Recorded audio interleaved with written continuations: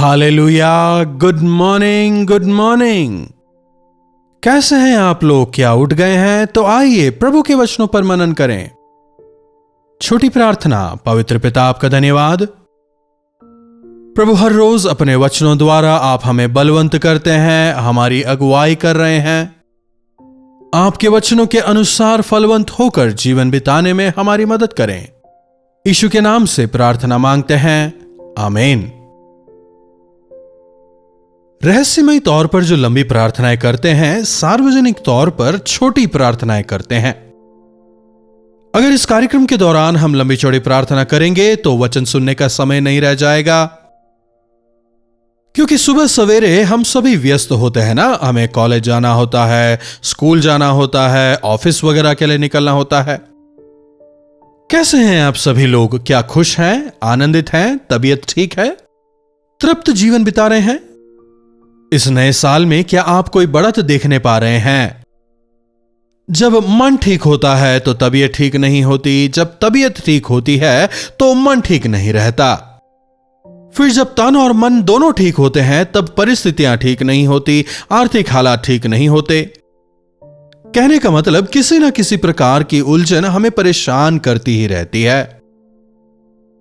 बाहरी तकलीफों को हम भले ही झेल जाते हैं, लेकिन शारीरिक तकलीफ को झेलना बहुत अधिक कठिन होता है कि नहीं? मैं बीमारियों की बात कर रहा हूं। आज 99% जो लोग हैं उन तमाम में किसी ना किसी प्रकार की बीमारियां हैं, कमजोरियां हैं। यहां तक कि देखिए, छोटे बच्चे जो हैं, वायरल फीवर, बुजुर्गों को देखिए, विभिन्न प्रकार के कॉम्प्लिकेशंस हैं, डायबिटीज वगैरह से जूझ रहे हैं, ब्लड प्रेशर की परेशानी है या थायराइड से जूझ रहे हैं। कई सारे जोड़े विवाह होकर कई साल हो चुके हैं लेकिन गर्भधारण नहीं कर पा रहे, फाइब्रॉइड्स की प्रॉब्लम कह रहे हैं। भ्रूण की जो बढ़त है वो ठीक से नहीं हो पा रही, मिसकैरेज वगैरह हो जाता है कहकर दुखी होते हैं। नौजवानों को देखिए, 30-40 की उम्र में ही डायबिटीज का शिकार हो जा रहे हैं। यहां तक कि अच्छी तरह व्यायाम करने वाले भी अचानक ही हार्ट अटैक वगैरह से मृत्यु के शिकार हो रहे हैं। सॉफ्टवेयर कंपनीज वगैरह में काम करने वालों को देखिए, दिन भर विभिन्न प्रकार के तनाव में रहते हैं, थकान में रहते हैं। इस प्रकार अगर हम कहते चले जाएं, सबको कोई ना कोई तकलीफ है। कमाई का कितना भाग हॉस्पिटल्स में जाता है, आप सभी जानते हैं। मीटिंग्स वगैरह के दौरान जब मैं लोगों से मिलता हूं, कुछ बुजुर्ग मुझसे जब मिलते हैं कहते हैं गवर्नमेंट जो पेंशन देती है वो दवाई के लिए ही बराबर नहीं, तो हम क्या खाएंगे? ऐसी भयंकर परिस्थिति आखिर क्यों बनी? बीमारियां आखिर क्यों आती हैं? पाप की वजह से? क्या पाप की वजह से?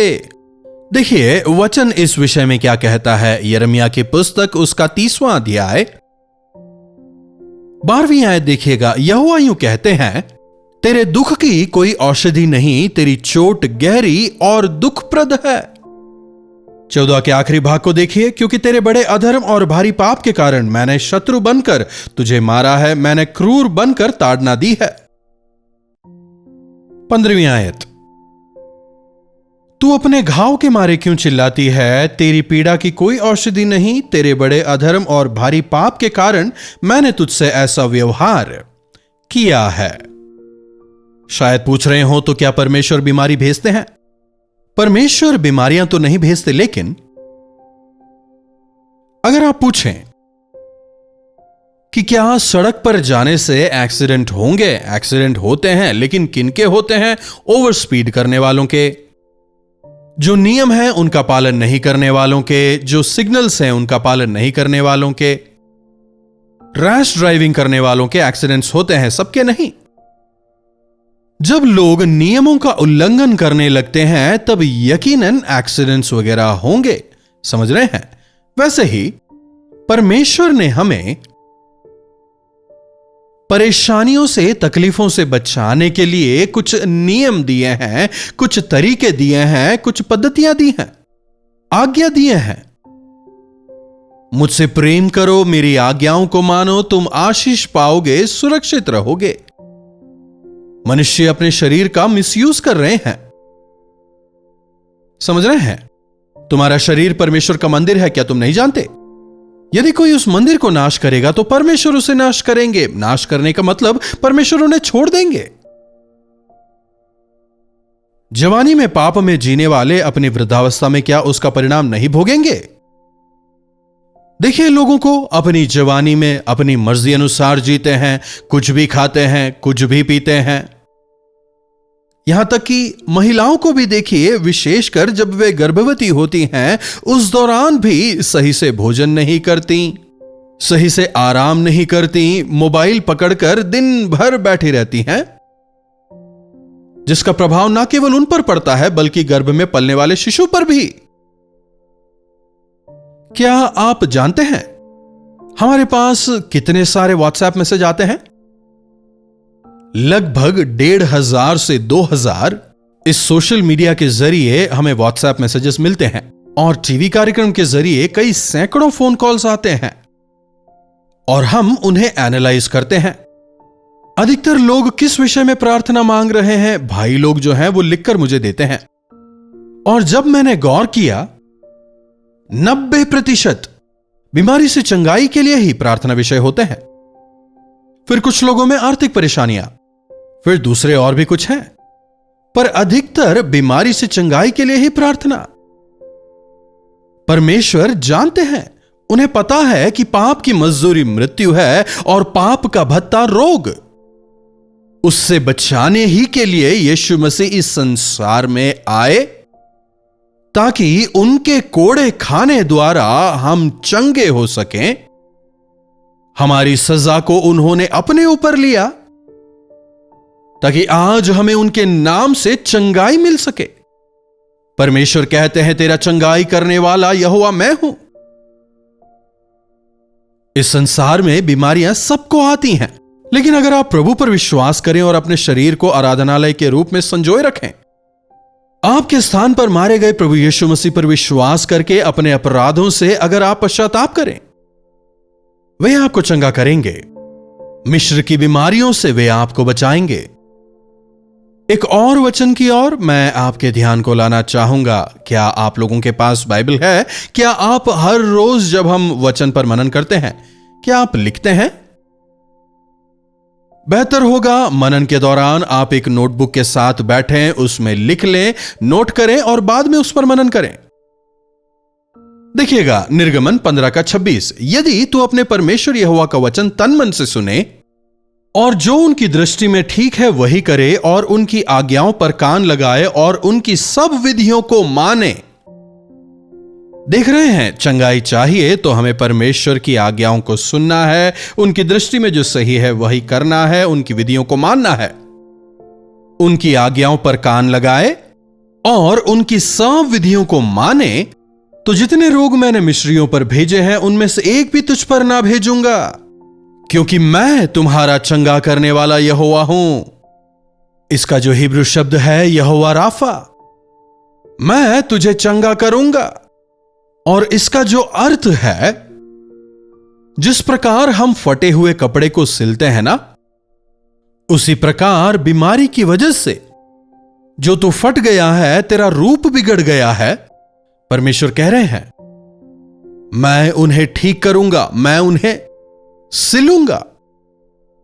वे कह रहे हैं मैं तुझे चंगा करूंगा। भजन संहिता 147 कहता है, वे खेदित मन वालों को चंगा करते और उनके शोक पर मरहम पट्टी करते हैं।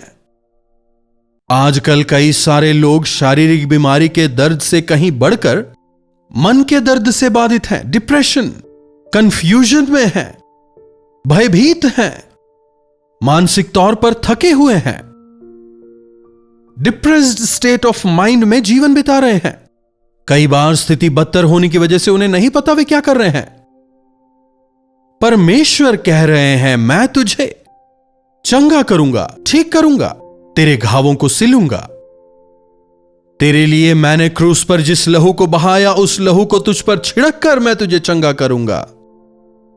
तेरे लिए घायल किए गए मेरे हाथों को तुझ पर रखकर तेरे बिगड़े हुए, खराब हुए रूप को, खराब हुए अवयवों को मैं ठीक करूंगा। विश्वास करें, उसके लिए आपको किसी सर्जरी से नहीं गुजरना, लंबे चौड़े प्रोसीजर से नहीं गुजरना, लंबे चौड़े बिल वगैरह को आपको नहीं भरना। उन पर विश्वास करें और यदि अपने पापों का अंगीकार करें तो प्रभु आपको चंगा करने के लिए तैयार हैं। वे खेदित मन वालों को चंगा करते हैं, उनके शोक पर, घावों पर मरहम पट्टी करते हैं। अपने शोक को लेकर यूं ही बैठे रहकर रोने का कोई फायदा नहीं। दुख रहा है कहने से घाव ठीक नहीं होंगे। अगर आप अपने पापों का अंगीकार कर लें, प्रभु कह रहे हैं मैं तुझे चंगा करूंगा। यिर्मयाह 30:17 को देखिए, मैं तेरा इलाज करके तेरे घावों को चंगा करूंगा। यहोवा की यही वाणी है, क्योंकि तेरा नाम ठुकराई हुई पड़ा है, वह तो सिय्योन है, उसकी चिंता कौन करता है। देखिए, अगर हम बीमार हो जाते हैं तो हमारे जो प्रियजन हैं, हमारे रिश्तेदार हैं, 1 दिन 2 दिन 1 हफ्ता 2 हफ्ता रुक जाएंगे। आजकल हमारे जो अपने बच्चे हैं, अरे अब क्या करेंगे, काश इनकी मृत्यु जल्दी हो जाए या फिर किसी ओल्ड एज होम में रख लें, हमारे पास इनका ध्यान रखने के लिए समय नहीं है। इसी प्रकार के विचार में रहते हैं। मां बाप जब फिजिकली चैलेंज्ड हो जाते हैं, किसी ओल्ड एज होम में ले जाकर छोड़ देने की इच्छा रखते हैं। कारण, क्योंकि अधिकांश लोग जो हैं पीड़ितों को नहीं देखते, पीड़ितों का ख्याल नहीं रखते, नहीं देखना चाहते। मनुष्य ऐसे ही होते हैं। लेकिन प्रभु यीशु मसीह कह रहे हैं, हो सकता है कि आज तेरे बच्चों ने तुझे छोड़ दिया है, तेरे रिश्तेदार तेरा ख्याल नहीं रखते, लेकिन मैं तेरा इलाज करूंगा और तेरे घावों को चंगा करूंगा। इस वचन को एक वायदे के तौर पर लें और अपने बाइबलों में से अंडरलाइन कर लें। यिर्मयाह 30:17, मैं तेरा इलाज करके तेरे घावों को चंगा करूंगा। इस संदेश को सुनने वाले भाइयों बहनों, आप किस बीमारी से परेशान हैं, किस दर्द से पीड़ित हैं, किस चीज ने आपको घायल किया है, मानसिक तौर पर परेशान हैं।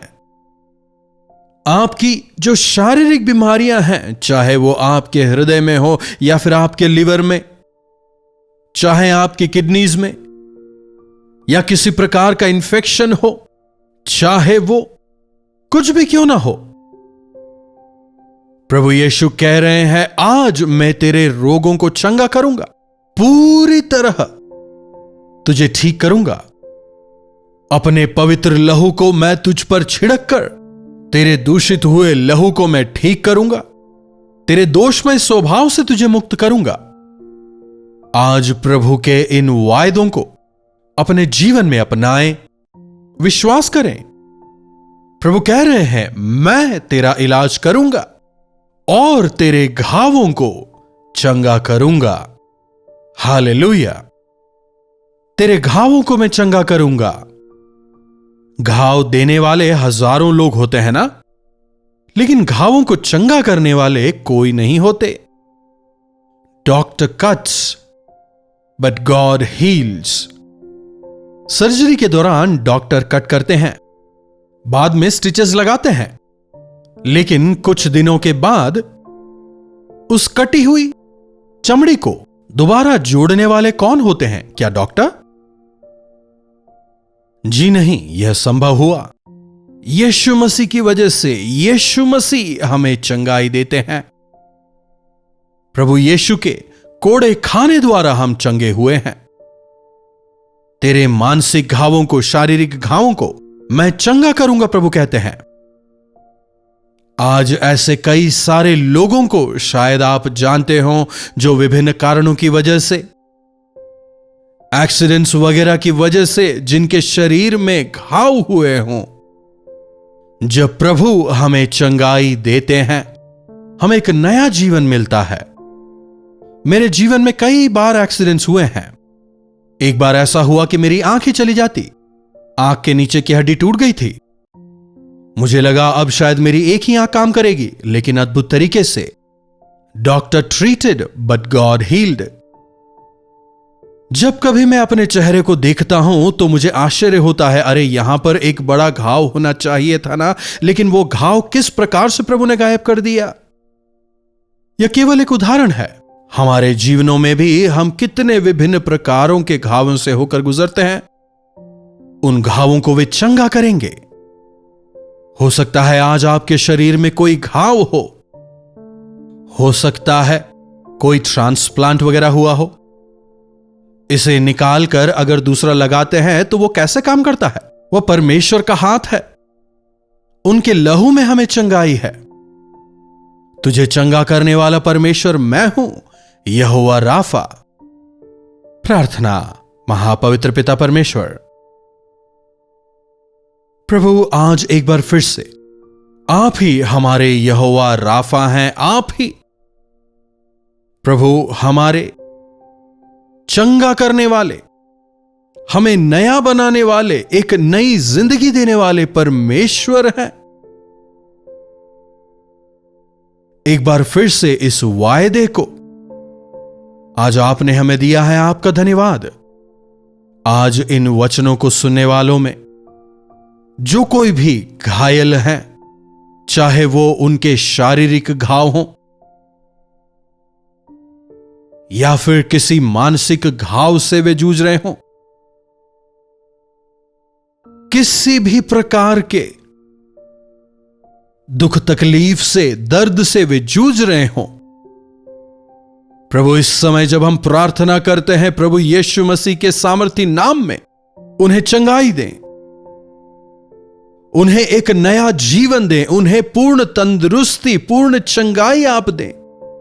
जैसे आपने वायदा दिया है, मैं तुम्हारा चंगा करने वाला परमेश्वर हूं, होने दें कि प्रभु आज वे आपकी चंगाई का, आपकी तंदुरुस्ती का अनुभव करते हुए नई सामर्थ्य पाकर, आपके गवाह होकर जीने का अनुग्रह आप उन्हें दें। यीशु के नाम से प्रार्थना मांगते हैं, आमीन। अब हमारे पिता परमेश्वर का प्रेम, प्रभु यीशु मसीह का अनुग्रह, पवित्र आत्मा की संगति और सहभागिता हमें से प्रत्येक के साथ आज, कल और सर्वदा बनी रहे, आमीन। प्रभु परमेश्वर की महिमा हो। अपने प्रार्थना विषयों को आप हमें 9884907779 पर व्हाट्सएप, वॉइस मैसेज या टेक्स्ट के जरिए भेजें। हम आपसे सुनना चाहेंगे, आपके साथ मिलकर आपके लिए प्रार्थना करेंगे और प्रभु अवश्य आपके जीवनों में चमत्कार करेंगे। अगर आपने अब तक इस चैनल को सब्सक्राइब नहीं किया है तो आप इस चैनल को अवश्य सब्सक्राइब करें। जरूरतमंदों के साथ आप इसे शेयर करें, साथ ही साथ आप लाइक भी जरूर करिएगा। इन्हीं वचनों के साथ आज मैं आपसे विदा लेना चाहूंगा। प्रभु का अनुग्रह हम सबों पर बना रहे। हालेलुया। पुणे और उसके आसपास रहने वालों के लिए शुभ संदेश। अगर प्रभु की इच्छा रही, जनवरी 26 तारीख को गणतंत्र दिवस की छुट्टी रहेगी, तो उस दिन प्रभु यीशु मसीह के नाम से हम सभी इकट्ठे होकर उनकी स्तुति और आराधना करने पाएं। इसके लिए एक विशेष गेट टुगेदर का हम पूना में जनवरी 26 तारीख को आयोजन कर रहे हैं। शाम को 5 बजे से रात 10 बजे तक केवल एक सेशन। आए, भाग लें। हिंदी बोलने वाले, तमिल बोलने वाले, तेलुगु बोलने वाले, मलयालम बोलने वाले, कन्नड़ा बोलने वाले, आप सबों को मैं प्रेम पूर्वक आमंत्रित करता हूं, क्योंकि हर रोज तेलुगु, तमिल, हिंदी, मलयालम, बंगाली और उड़िया भाषा में प्रसारित होने वाले कार्यक्रमों को आप सभी देखते हैं। पुणे जैसे शहर में अनेक भाषा बोलने वाले लोग हैं। जाति जाति के लोगों के लिए प्रभु यीशु मसीह ने अपने लहू को बहाया, इसीलिए इसके लिए उनकी महिमा और स्तुति करने के लिए, प्रभु की भलाइयों को याद करते, उनकी प्रशंसा और महिमा करने, प्रभु यीशु मसीह के आगमन के लिए उनके वचनों के द्वारा अपने आप को तैयार करने के लिए इस गेट टुगेदर का आयोजन कर रहे हैं। अपने परिवार समेत अवश्य आएं, अपने मित्रों को भी अवश्य बुलाएं। आपसे व्यक्तिगत तौर पर मिलकर आपके लिए प्रार्थना करने के लिए मैं तैयार रहूंगा। आएं, भाग लें, आशीष पाएं। एड्रेस गौर कीजिएगा, YMCA centre, Rastapeth, near quarter gate, Pune. अधिक जानकारी के लिए नीचे दिए गए नंबरों पर आप व्हाट्सएप कर सकते हैं। आए, भाग लें, प्रभु की आशीषों को पाएं।